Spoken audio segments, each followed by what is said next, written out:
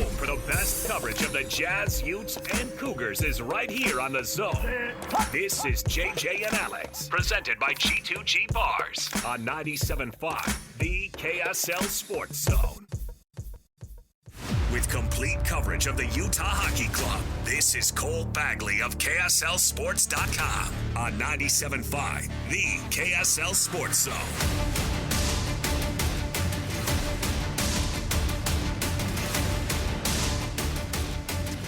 All right, everybody, welcome back. JJ and Alex, 97.5, the KSL Sports Zone. Our show is brought to you by G2G Bars, all natural ingredients and no preservatives. Make the G2G Bar the best protein bar you can get out there.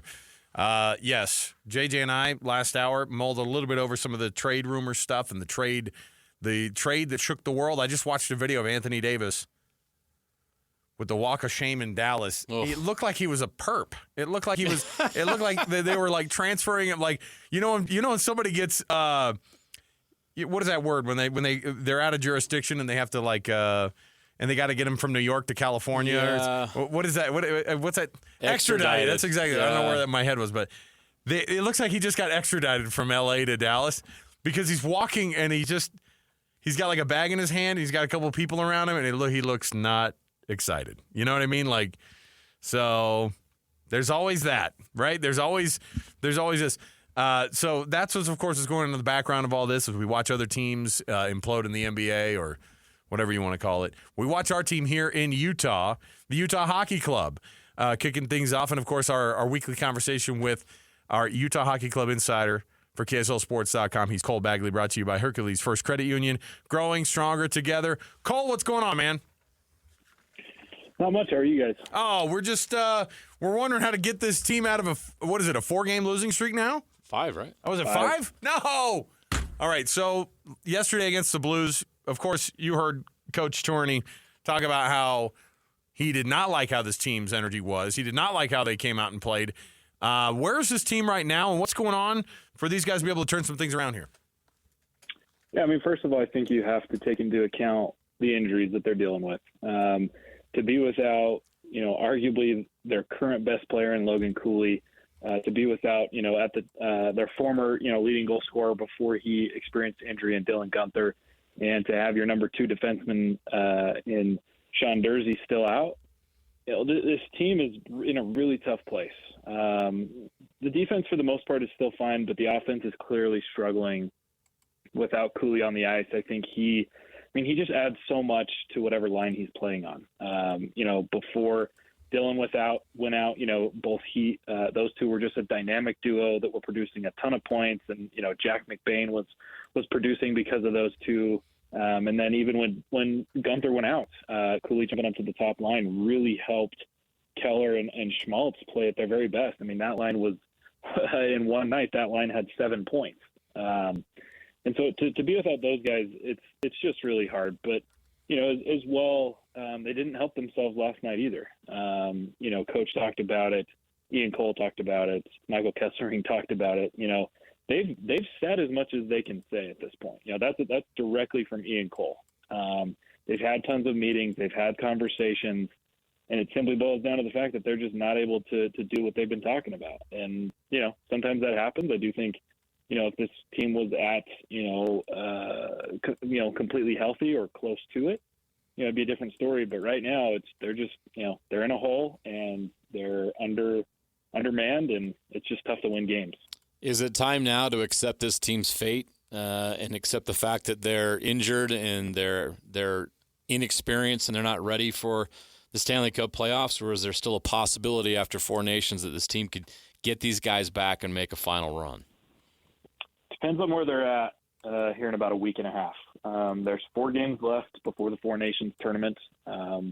They've got one more home game tomorrow night than they had on the road, but it's tough on the road. They got to go to Columbus, who's one of the hottest teams in the National Hockey League. They got to play the Carolina Hurricanes, who are, hoping to win a Stanley Cup this year. And the same thing with the Washington Capitals, the best team in the National Hockey League. So it doesn't get any easier. Yeah, they've had more success on the road than they have at home, but the schedule's tough. And if this team, if they're behind, the wild card spot by about 10 points, I mean, that's essentially, a death sentence in terms of you're not going to make a run. But if they can stay above that, double-digit point margin, they can get through the Four Nations. They can get healthy. If they can get 2 of the 3 guys back, and maybe all 3 of them back within the next month, they can make a legitimate push. But it's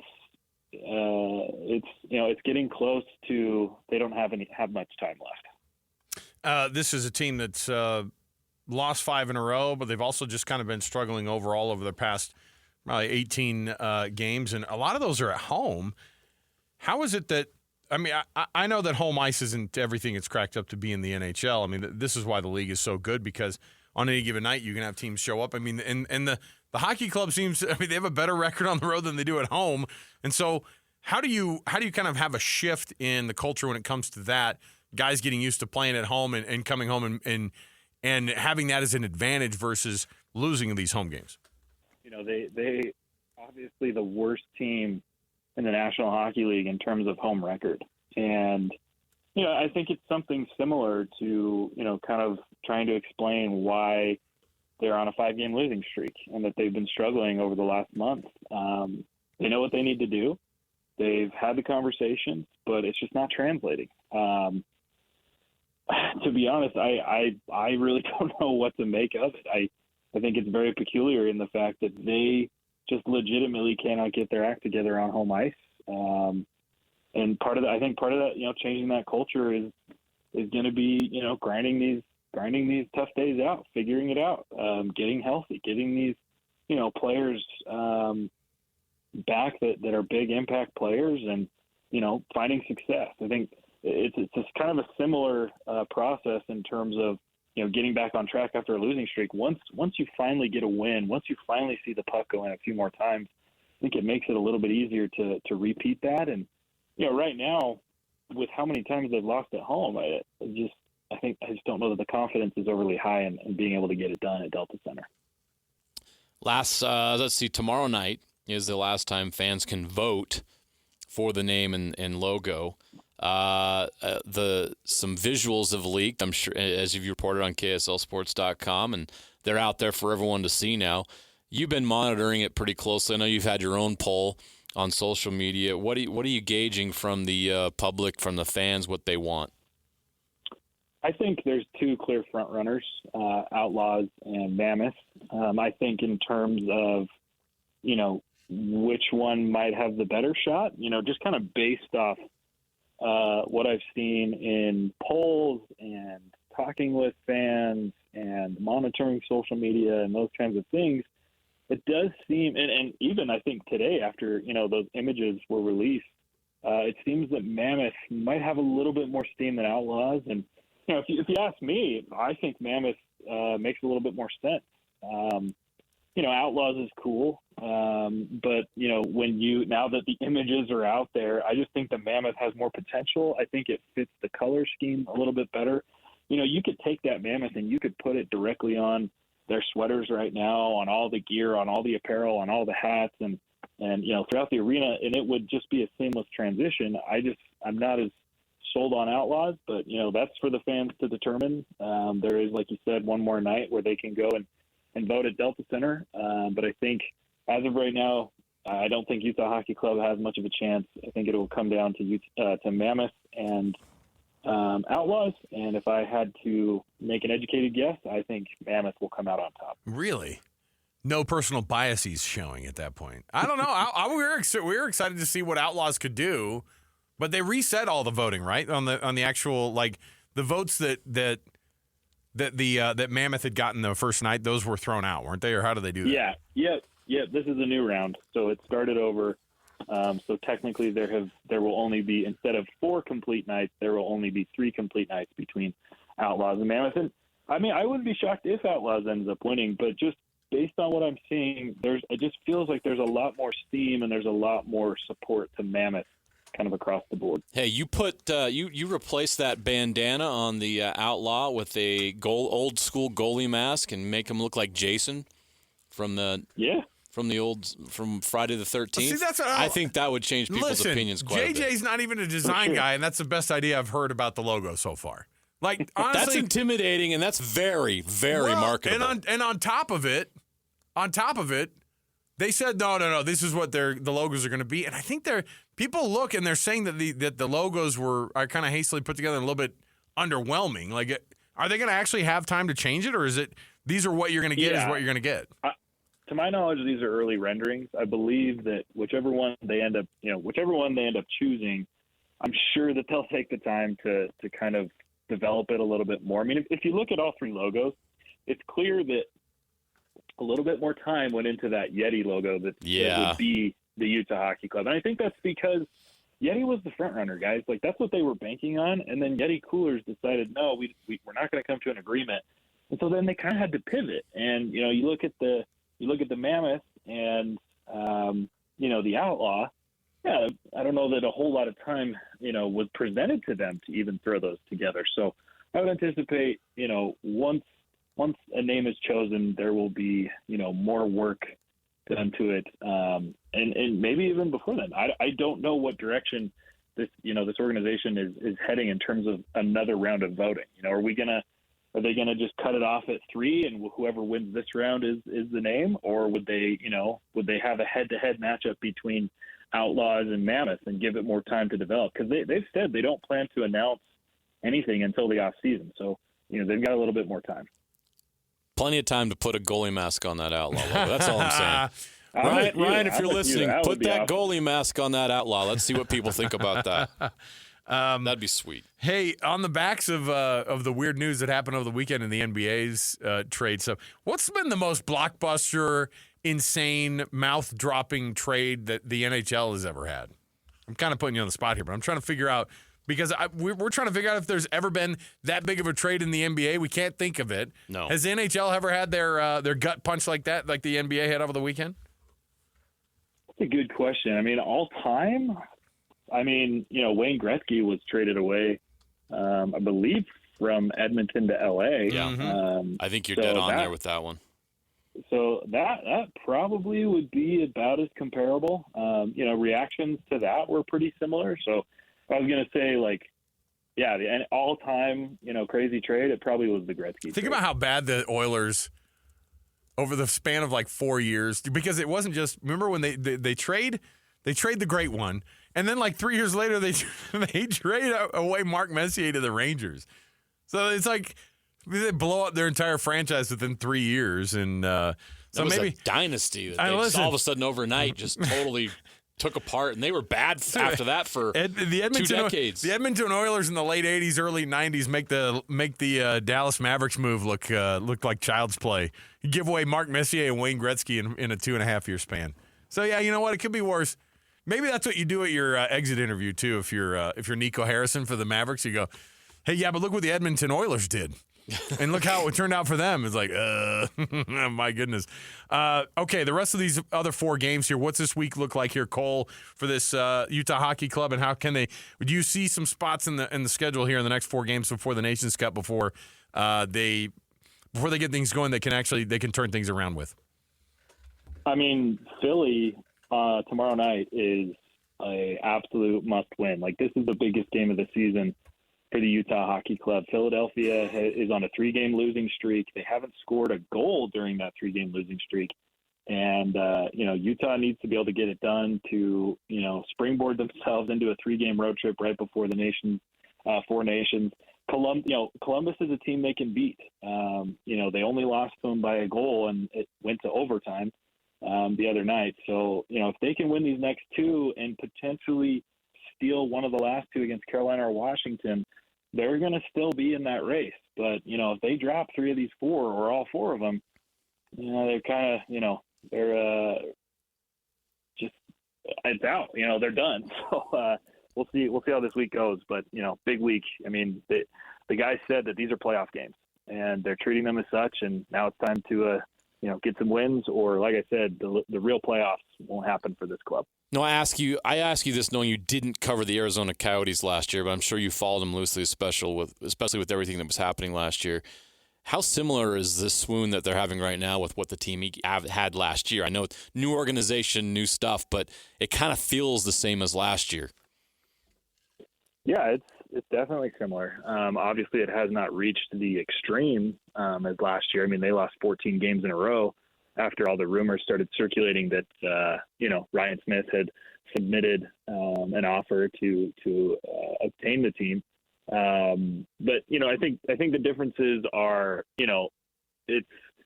they're able to just focus on hockey, whereas last year there was not a lot of clarity on what was going on. Arizona was trying to make moves to, last-second efforts to keep them there, but, the NHL started to move forward and rumors started circulating and it became legitimate. And, they were unable to really focus about it. I mean, they had media from all over the world, calling them all the time and jumping on interviews, and it was a huge distraction.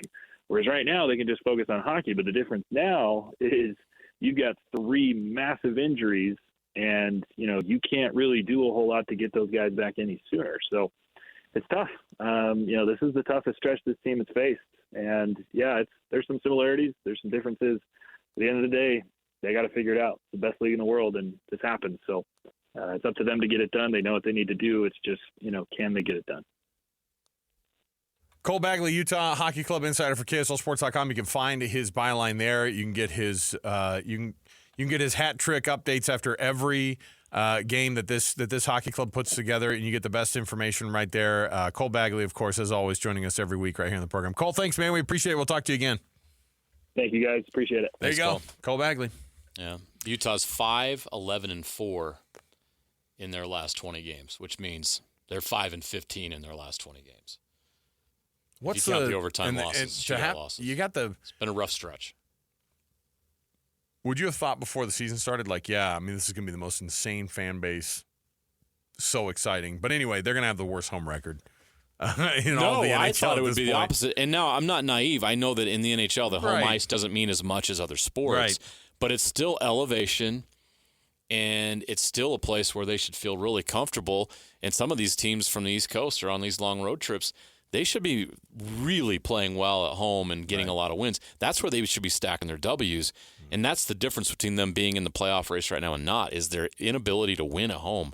Shocking and disappointing, to be quite honest.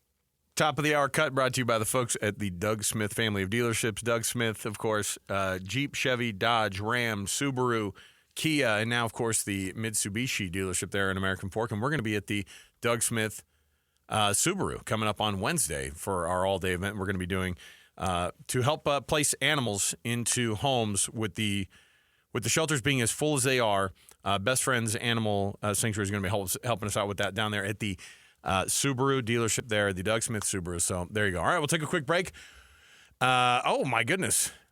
It is that time of year, isn't it? Hey, JJ, have you thought about getting your 1,000th Minky Couture blanket? We need more in our home. Well, I will say, it's not like when you bring a Minky home for Valentine's Day, people don't go, we have too many of these. Yeah, take it back. That's never been said ever. There's that brand new Minky feel, right? Mm-hmm. That you go. And the smell. This hits different, right? Yeah. So if you want Valentine's Day to be a winner for you, what better way to say I love you than the original cozy, classy Minky Couture blanket? Save 50% now by just going to the website, MinkyCouture.com, and typing in the promo code Zone50. You can also mention Zone50 and get that same 50% off right now. Minky Couture has you covered. We'll take a break. More to go. 97.5 The KSL Sports Zone. Your home for the best coverage of the Jazz, Utes, and Cougars is right here on The Zone. This is JJ and Alex, presented by G2G Bars on 97.5 The KSL Sports Zone. All right, everybody, welcome back. JJ and Alex, 97.5 The KSL Sports Zone. Thanks for hanging out with us, everybody. Oh, my gosh, I just saw this terrifying video of this. It snowed in Cincinnati this last weekend. I know that's a shock. It's not like it's Miami. No. It snowed in February in Cincinnati. Wow. But if it snows, if you live in a place where it snows a lot, like let's go ahead and just bag the rear-wheel drive cars, right? Yeah. And I'm not saying everybody's got to be driving their Subaru around or their four-wheel drive, pickup. What I'm saying is just like it's not. Anyway, I'm watching this video, and this guy's coming up to a train crossing, and it's a little bit of an uphill thing, and he's moving pretty slowly, and you can just see those back tires going, and the front tires aren't doing jack squat. And then you see the dreaded red lights start flashing, and the bars start to come down. And there are people there who are kind of standing there, and they ran to the car, and they start pushing it, and they get it across the tracks, and then the train goes. Wow. And I was like, boo. I mean, listen, one of my favorite things in life is to push a car that's like in the snow, to like have that success of like pushing the old lineman in me comes out, you know? Feels pretty good. You're like, get Feel low. like a real big man. Hey, you're like, hey, get low, kid. You know, some other stranger comes over and you go, no. It's where all those years of playing You need those offensive line pay off. You need It's those. my time. You need those short, choppy movements of the feet. All right, you come on, let's get it going. So I'm jealous of those guys. I'm jealous of these heroes that push this guy across. That's an the train opportunity track. you've trained for all your life. I know. Basically, my entire mission was pushing people's cars so they could get started. That was my service project. Is that an Argentina thing? Yeah, lots of cars dying. It was actually kind of a scam in some places. They wanted you to put your bag down. I was like, joke's on you. Oh. There ain't nothing in there. That was like, That was the in bait. Philadelphia. That was the bit. People, when they at the bus stop, would ask you what time it was. Oh. And they did it so they could find out if you had a watch. Oh, yeah. This is back when watches were actually a thing. Yeah. No. So I don't get fooled. I get what you're saying. I don't get fooled. Got to know All right? the tricks out there. Come on. Got to know the tricks. All right, let's kick off this next portion of the show. Hey, do you know that? Oh, hold on. Luka Doncic got traded? What? That can't. That's got to. Did Shams get hacked? Oh, what a weekend! What a weekend! It's been fun to watch, though. It's been fun to watch the whole fallout. And like I said, I saw in the last break, I saw Anthony Davis with the walk of shame as he got to Dallas, and it looked like he just was not happy. It looked like he was there for divorce proceedings. And in a way, that kind of was. That's exactly what it was, except he didn't know the marriage was in trouble. he didn't know. It's like, LeBron, I thought we were bros. Do you think LeBron has to sign off on stuff like that? Well, apparently, if we're going to take everybody at their word, he didn't know. They had to keep this between Pelinka and Harrison. There's no freaking way. LeBron says he found out at dinner after the trade happened. That's what you would say. He got told at dinner. That's what you would say so that you could, absolve yourself They of played any. that day. I know. I'm just saying it's so. They played in New York at Madison Square Garden, right? Yeah. That's crazy. I was just think of the shock, and you knew the shock was there when the Mavericks were down the next day in their game, 91-46 at the half. I've never seen a 91-point half by anybody. It was a record for the Cavs. They scored 50 points in the first quarter. Not bad. Sam Merrill, by the way, 27 points, made 9 threes. How about that? 9 of 13 from three. It was under the radar because everybody was just watching Dallas implode. Mm-hmm. Bonkers. All right. By the way, you can nominate your youth sports volunteer that you know for the Hercules Hero of the Week. The way you do it is just go to KSLSports.com/contest. Nominate the youth sports volunteer. We honor those people every week. We read off a winner here for you on Thursdays, and then you get a prize as well. So the person that you nominate gets a gift card from Hercules Credit Union, and they also get $200 to Beehive Meals. Not a bad way to start things off here. Hey, we got a way too early football list. You ready for this? Yeah. Anything to get us excited about the football season. And guess what? There's some people on the list here locally. ESPN's 2025 way too early All-American team. So the guys who are going to be the best players across the country. Now, while I disagree with a lot of these, here's the part where not a lot of work gets done. You just kind of guess and see who the next guy is going to be. And by the way, the quarterback, their way too early preseason All-American team, they have Cade Klubnik from Clemson winning your first team All-American honors. With the second team, Arch Manning. JJ. Ugh. There's no way. Cade Klubnik? I know. Why not Garrett Nussmeier? At least somebody who we look at and we go, all right, everybody's been waiting for this plane to take off. Arch Manning has thrown for 850 yards total in his young career. Why are we putting him on first or second team All-American already? Just because he plays at Texas? Just because Sark's his head coach? Although I think he has a better shot of winning All-American than Cade Klubnik does. I would agree with that. I don't think Cade Klubnik has had a lot of time to show his stuff, and he's kind of just been getting by. I mean, Clemson has had extremely good quarterbacks, and I'm waiting for this guy to figure it out totally, but I'm telling you, And can we slow down on the Arch Manning hype? The Arch Manning thing is really confusing to me. Like, if we saw him in the national championship game or we saw him making a huge impact more than he did, I mean, he had this massive – his career game that he had against, checks notes, Mississippi State this year. Yeah, he might be as good as everyone thinks, but we got to see it first, right? I mean, I'm just skeptical that he's going to be able to match the expectations that are being placed upon him, and I don't think it's fair to the young man. He's certainly talented. He's not just playing because he's a Manning. We've seen the talent, but to put a lot of pressure on him to be an All-American the first year he starts is, wow, that's a lot. Here's the good news. You have a couple local names mentioned on the All-American teams. How about this guy and the pub that he's getting and the amount of energy that surrounds this cat, and he's got a bright, bright, bright future. Spencer Fano, a first-team way too early All-American candidate for ESPN. Now, this is a guy who already made the All-American team this year as a sophomore. So why not again? Why not? And by the way, he is your first team. He's a first-team offensive tackle, and he's a guy who I think a lot of people look at and go, yeah, I mean, he's getting put in over a guy who's projected as the second or third tackle to go in next year's draft, not this year, but next year's, Caden Proctor from Alabama. So that's not bad company to be in. Caden Proctor from Alabama is the second-team All-American behind Spencer Fano. That guy just keeps and by the way, this is the kind of stuff you need, JJ, right? Like the off-season polls that people say it doesn't matter. But if you're going to reach these goals, people need to start talking about you in January. Your name has to be out there. Your name has to be out there. And then for BYU, guess what? You got yourself a second-team All-American on the way too early list, and that is your kicker, Will Farron. There you go.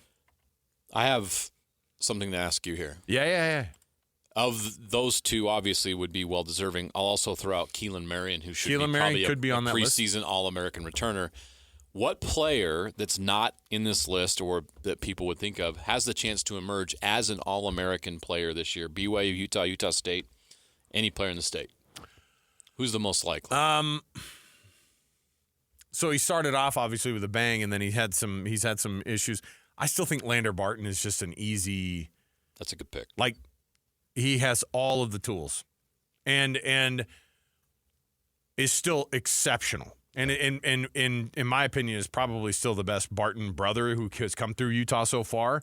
With all the but he's had some injury issues and everything. But I'm telling you, the Utah defense was inappropriately maligned this year.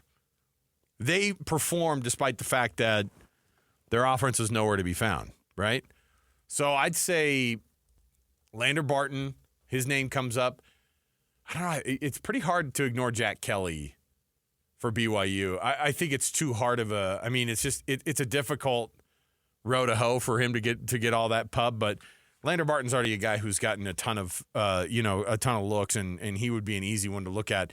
And if he's going to lead that, if somebody's going to be leading that defense, it's going to be him. I think Jack Kelly's a pretty big. I mean, on that Jay Hill defense, and the defense is getting almost as much attention these days as BYU's offense is, and with good reason. Y'all throw out another Cougar. How about Isaiah Glasker? Oh yeah. No, for sure. Those and two I'll throw guys. out another Ute. How about Smith Snowden? Is Smith going to be a junior next year? Yes. So is Lander, right? Or is Lander going to be a senior? I think Lander will be a senior. So I don't hate it. I mean, that's a guy who he's stacking up attention. That's what you need is attention, right? So yes. Smith Snowden, that's a great pick. But yeah, Isaiah Glasker, he showed out, and he got that crazy pick against Shadur, obviously, in the bowl game. Jack Kelly surprises everybody. He surprises everybody in these games. He's so freaking quick, and he's such an athlete, and he just continues to that whole linebacker group. I mean, BYU fans should just be over the freaking moon. Those guys are all coming back. They're going to be tough defensively. So, all right. Let me see here. Anybody from Utah State, by the way? Not that I can think of right now. There's a lot of turnover. Yeah, I have to see where everything settles. On a lot of that. Let's see how all this settles. I threw out those names because I think they have the best shot. It's so hard to become an All-American. You're competing with the entire country. It's not easy to do that. That tells you just how good Spencer Fano was last year on a 5-7 team. To be able to be an All-American is pretty impressive. All right, let's take a break. We got more around the corner. You don't want to miss any of it. We've got tons to get to. We've got a Sucks to Be You right around the corner. Pretty easy to pick out people it sucks to be today. Okay? We'll get to it. More to go. 97.5, the KSL Sports Zone.